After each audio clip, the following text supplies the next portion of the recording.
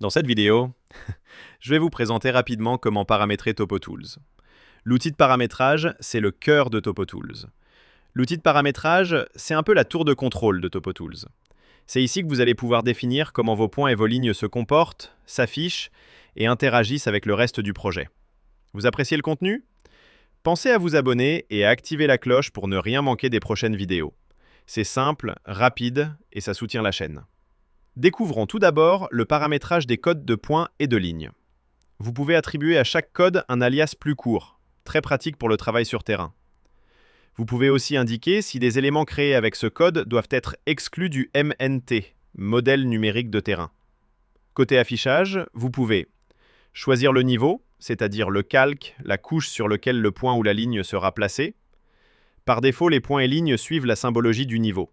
Alternativement, vous pouvez, si besoin, forcer la symbologie pour qu'elle ne suive pas celle du niveau. Autre concept intéressant et déjà évoqué dans la vidéo démontrant les possibilités d'import, les codes de forme.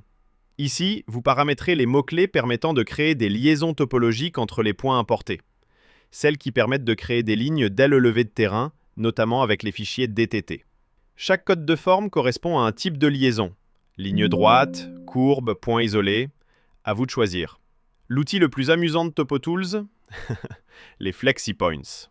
Un peu de fantaisie dans vos plans? C'est ici que ça se passe. Les FlexiPoints permettent de placer des points avec une apparence aléatoire selon des listes que vous définissez. Cellules, couleur, style de trait, épaisseur, et même rotation et facteur d'échelle. Cette fonction est idéale pour représenter de la végétation par exemple. Elle donne du relief et de la vie à vos plans. Je vous recommande vivement la vidéo sur l'habillage pour en voir tout le potentiel. Les hachurages de talus, c'est toujours un peu compliqué d'avoir un résultat sympa.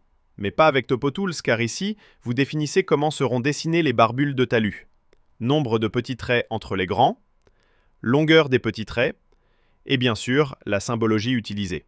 Très prochainement, nous offrirons la possibilité de créer plusieurs modèles de barbules pour varier les styles. Créer des profils en travers, c'est bien, mais paramétrer la manière dont ils seront dessinés, c'est mieux.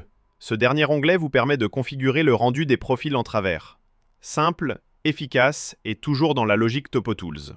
TopoTools, c'est une configuration centralisée et intuitive. Seulement une configuration? Je me dois aussi de mentionner une possibilité hyper intéressante. Peut-être avez-vous des projets de nature différente, pour des clients différents. Eh bien, TopoTools est capable de gérer plusieurs configurations, ce qui vous permettra de sélectionner celle qui vous convient pour un projet spécifique. Tout le paramétrage repose sur des concepts familiers aux utilisateurs de Bentley Systems.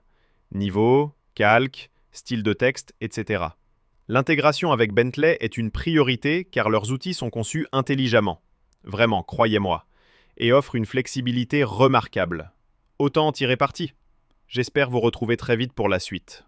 En attendant, un abonnement et un petit partage à vos collègues seraient très appréciés.